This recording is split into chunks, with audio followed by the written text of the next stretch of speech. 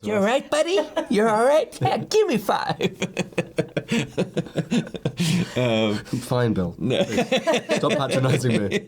Bill and Nicholas, hello. How are you both doing today? Good, thank you. Good. I'm having deja vu. Still okay? Still good. Huge congratulations to you both for this film. I absolutely loved it. It was incredible. Great. One of the most profoundly terrifying things I've seen in years. I haven't slept in a week. Then we succeeded. Yes, well done. You're saying it with a smile, so you appreciated the I think fear. I've become desensitized to the horrors of the world now Okay, after this. yeah, like, yeah, if I can get through that, I yeah, can get through anything, right. I think. Come to me. Were there any moments on set that sort of frightened you? Or is it kind of a case of like, when you're on set and filming something, is it like seeing how the sausage gets made? The only moment that I remember being like, oh, I wonder what happens in this scenario was there's a scene where these wolves are chasing me, and they had these Czech shepherd dogs that I'd been introduced to before. Were they like wolfhounds? Yeah, and they were like, they're just like normal dogs, they're fine. But then when you'd go to like touch them, they'd be like, don't touch them there, and then they'd be like, give them the treat straight away, don't hold it away from them. So it was like they're normal dogs, but then also like don't behave like they're normal dogs.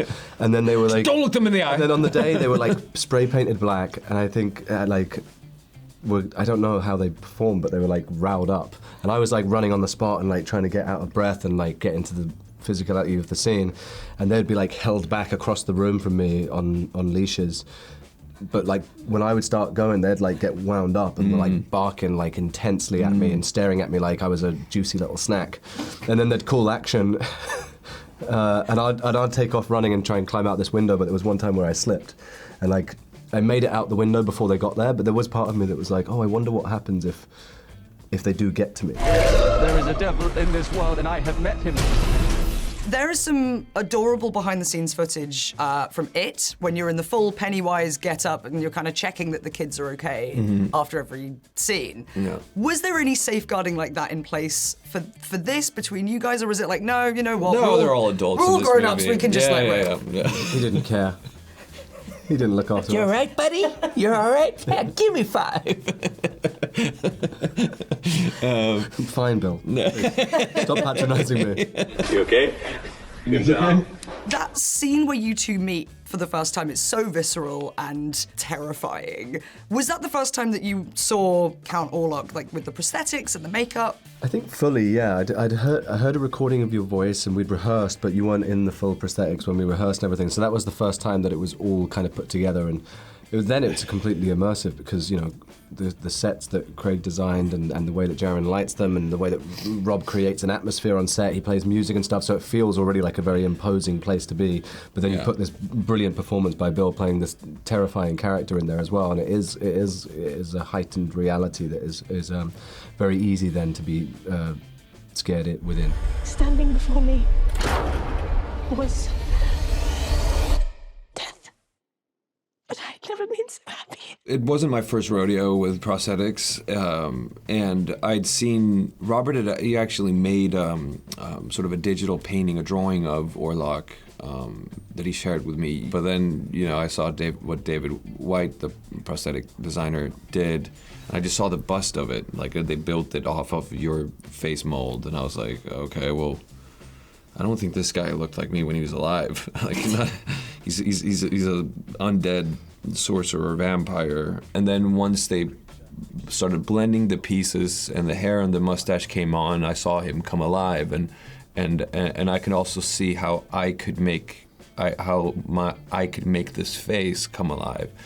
But you study yourself and you go like, okay, so there's, you know, where do I put, like, how do I shape my mouth and my eyes, and you find different, like, oh, it doesn't look good here, but looks great here, and like all of that kind of stuff. So you're very self-conscious in studying it, and then you have another test, and then on the third test, the actual camera test, was the first time where I felt that the character came through me.